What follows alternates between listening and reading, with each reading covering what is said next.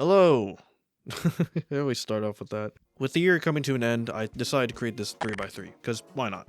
All of this is basically stuff that I discovered this year, or stuff that came out this year. Mostly stuff that just came out this year. But either way, it's been one heck of a year for me. During this year, I've worked for the first time, I got a PC, I'm going back to college, and also I'm making my biggest video project to date. Also, yes, I use Capwing, what are you gonna do about it? Anyway, here's my list. And yes, most of these things came out this year. Anyway, let's just go from the top left to right and go down from there. Starting off with my favorite TV show this year. Now keep in mind, I haven't watched that many TV shows, only a couple, but I still think I would like Arcane Season 2 a lot better. Especially if you include Arcane Season 1. I don't really think there's anything else to say about this. It has the best animation I've ever seen, and probably the best animation in any type of media in general. Like, I can't think of anything else as good. Don't say One Punch Man, alright? That shit's overrated. It has great animation, don't get me wrong, but it is well overrated, especially when you compare it to Arcane. In fact, this show was so good that for a brief moment, me and my friends tried out League for the first time in our lives, which we heavily regret that decision. In fact, once again, this show was so good that I made the dumb decision of buying the Arcane bundle in Valorant, which was like $60 fucking. Am I stupid for making that choice? Yes, no doubt. But are these gauntlets cool? Hell yeah, I still regret it though. Now, Season 2 isn't as good as Season 1. Season 1 was pretty much flawless. It only had a few problems with it, and which I can't really think of unless I rewatch the whole entire show. But Season 2 has some very glaring issues with it, especially with things like characters. I'm looking at you, Caitlin. I don't think it needed another season like others do, but I do agree that it at least needed an episode. Probably one more episode would have been enough. Which sucks, because it was nearly in that space of being a perfect show, but sadly, probably because of time issues, they had to release it a bit rushed. Anyway, enough about the negatives. I pretty much liked every single character in this whole entire show, and there was never really one that I dreaded to see on screen. Even this thing, it was kind of funny. Barons, the numbers are in the, shitter. However, my favorite characters were Jason Echo, and let me tell you, they did not disappoint. My boys went in. I trusted that man as soon as he killed that guy, alright? I knew not to doubt him. That's my GOAT! That's why he's the GOAT! The GOAT! Just watch it. You really are missing out if you don't. Next up is Creepcast, my favorite podcast this year. In case you don't know, it's a hilarious podcast about two YouTubers, Wendigoon and Meat Canyon, reading classic horror stories on the internets like creepypastas or Reddit stories. And for some reason, the dynamic between these two is hilarious. It's like one of the funniest things I've ever seen just YouTubers do in general. Well, what does the thing my look like? God. What does it do? What? Isaiah. What? Dude, Greg's follows on Twitter is the fucking writing cast for Big Mouth.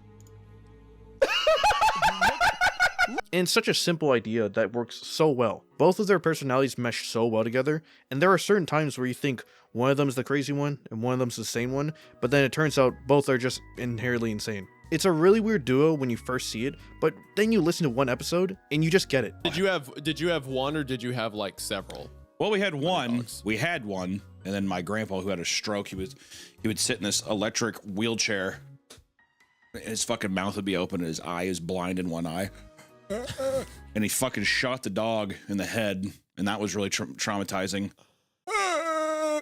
If you were into the whole creepypasta era back then like I was, then 100% you've already listened to this. And if you haven't, what the fuck are you doing? It's also pretty scary at times, because you're not only just listening to the stories, but you're actually hearing them react to it as well. It's not just a straight up audiobook disguised as a podcast, it's actually them reading and reacting to the stories being read. Fun fact, the whole reason I got into this podcast in the first place was because I was bored at work, which I listened to music a lot, and I thought, why not give podcasts a big try? And this one immediately stuck out with Wendigoon being on there, who I watch a lot, and also Meat Canyon, who I've also seen a bunch of his animations before.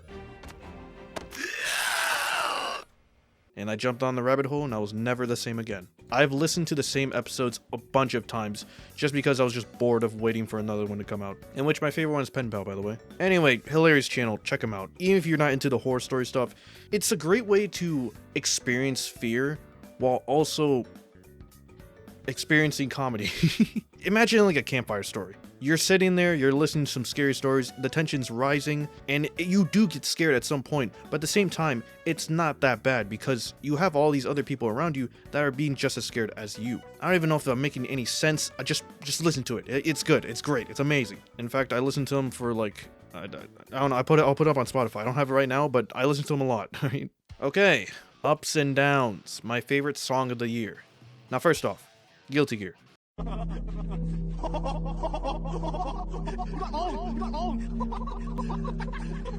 I'm taking a break from it right now.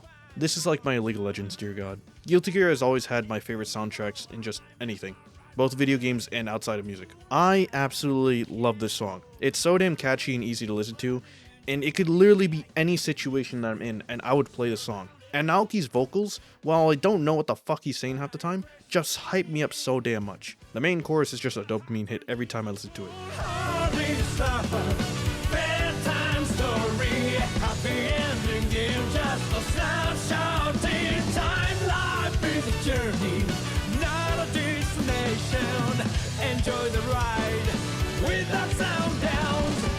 The meaning of the song also jives with me as well. It primarily being about life not being as bright as you think it would be, but that doesn't mean you can't enjoy it. Especially in a world where you gotta deal with immortal vampires and shit. Life is a journey of events that are both good and bad. And no matter what, you just have to push through. So enjoy the ride, even if it has ups and downs.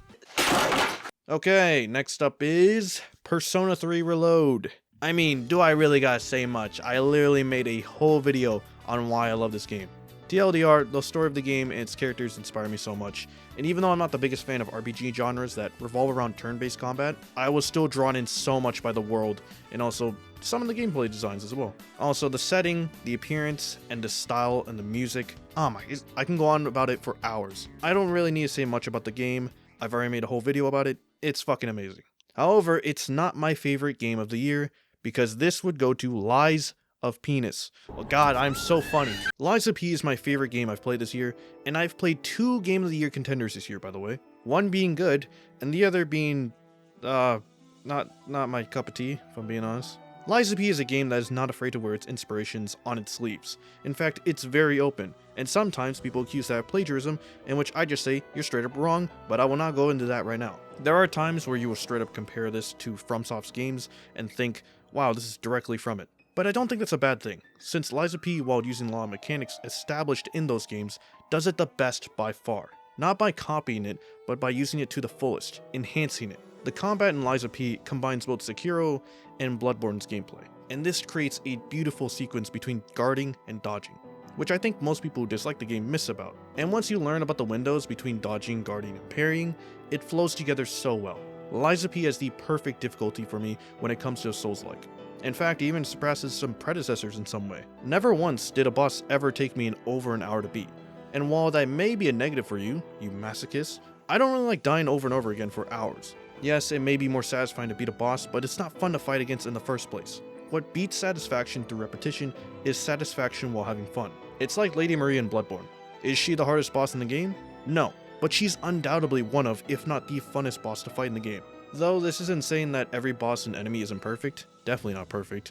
However, the ones I do like outclass some of my favorite Soulsborne bosses. You're also given so many tools to help you win, and there's also the music as well, which I can only describe as beautiful.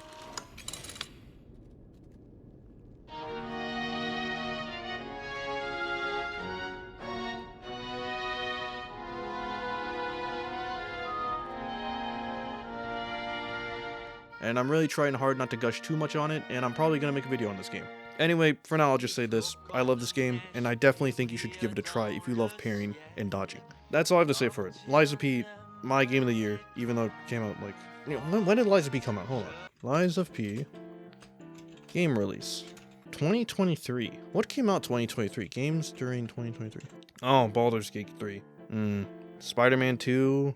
Hi-Fi... No way. Did Hi-Fi Rush really release in 2023? Really? Oh my god, it did at the beginning. I don't know then. It would be between those two.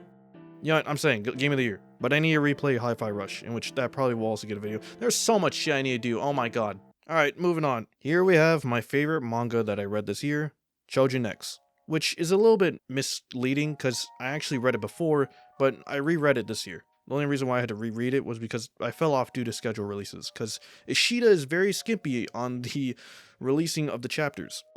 Release me! And now I'm caught up, and the same situation is happening again.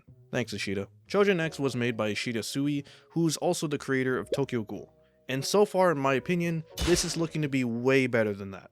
The power system is so interesting to read about, and the characters are also incredibly well made as well. They are extremely likable and have so much depth in them. Like Simon, who I thought was going to be this edgelord, but he really is just a chill dude who has had a tragic past. He's adorable, I love him, and I hope he doesn't die. The story itself and the world as well, god damn does it make me wish I was in it, but at the same time wasn't. This is a incredibly bleak and tragic world that has life being snuffed out in the snap of a finger. You have the literal embodiments of war and godhood fighting against each other, and the civilians in it just have to do nothing but look at it. It's insane, and I'm really hoping we get to see more parts of the world that are mentioned. Oh yeah, the art. Yeah, it's pretty good. Ishida has some of the best art I've ever seen in a manga, in general, and every chapter is just a treat to look at. The way characters and moods are set by the art is so terrifying, but also incredibly cool to look at. Like, look at this. On the surface, it's just a birthday cake being blown out, but it really does have this ominous mood about it. And since this is Ishida, a lot of people are probably going to die in the series, so pick your favorite characters wisely. If you like Tokyo Ghoul or more heavy and grungy series, then I definitely think you should check this out. And next is Frieren. This was my comfort show. Every time I ate, I would just put on an episode and just immerse myself. Frieren's first episode is probably one of the most impactful I've ever seen. With Himmel dying, and soon her other friends as well, you can really see how time affects her and has changed her way of thinking. Since, because she's meeting so many people and she has this new view on life thanks to Himmel, this way of living that she's had for over 1,000 years is now changing for the first time. And now she's finally beginning to open up to people. And it's really just so damn good. Alright, I really can't see anything bad about it. Either way, it's just a really solid story with amazing animations and characters, and also with every Himmel flashback, I so badly wish he was in the main cast. And our second to last, my PC. Excuse me, what? This is not a joke. Thanks to me working, I saved up for a PC, and man, this thing really changed my life. It's allowed me to experience more games and also just edit and record better at the same time. And also in some ways, it helped me save money, which is ironic because this thing cost me over $700 to get. But being a former PlayStation boy, while I have a soft spot for this console, I fucking hate the company that runs it. The amount of dislike I had for buying PlayStation Plus every year just to play with my friends, and as the years went on and the price increased for no reason, I just gave up and played free games until I bought my PC. In which some of the free games are just plain garbage. And this is coming from a guy who played the PlayStation 3, where you need to buy PlayStation Plus once, and that was it. At least Xbox gives you the Xbox Game Pass, which gives you so many other games. PlayStation's Game Pass fucking sucks, alright? I'm just gonna say it. You get so many games for the price of $10, meanwhile for PlayStation Plus, you get a lot less, and if you want more, then you have to pay a lot more as well, which is so dumb. Not even mentioning mods as well. Like Risk of Rain 2 before the DLC updates on console was fun, but now I got mods? And I really can't go back, I'm not gonna lie.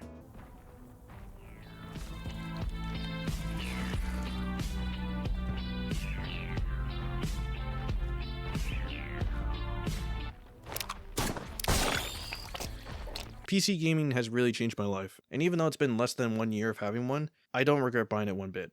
Now, we finally arrived to the last one. With my favorite movie of the year, Look Back by Tatsuki Fujimoto. What else can I say to anyone who's seen it? It's amazing, emotional, and impactful to watch. Seeing these two characters grow until they inevitably drift apart, only to be connected in some way again, made me cry. I actually read the one-shot before it was adapted, and I can safely say MAPPA did an amazing job producing this. Though I still don't forgive them for the treatment of their employees, and also making Chainsaw Man Season 2 delayed by making an arc to a movie. Please stop doing this, this is such an annoying trend. Anyway, the movie's good. Obviously it's good. It's short, but will definitely stay rooted in your memory after watching it. There were multiple times where I was literally getting chills from watching it. And while I do want to say more, it goes into spoiler territory, so I can't really discuss that much about it. All I can say is that the main character's motivation for drawing really does hit home with me, because I'm really similar to her in a lot of ways, which I'll probably talk about one day. Watch the film if you haven't. It's an hour long, it won't take much time, but it will stay with you. Anyway, that's all of my favorite things from this year. If you like videos like this, then subscribe. I'm going to try making more of these types of videos because, one, it relaxes me in some way and also changes the pace for the current thing I'm working on. Because while I do want to work on my big projects, it's nice to have a break now and then. Constantly working on one video will just get me drained on it, which is the main reason why I want to make this in the first place. Anyway, now I gotta go work on the Ultra Kill video now and probably cry. Anyway, see ya.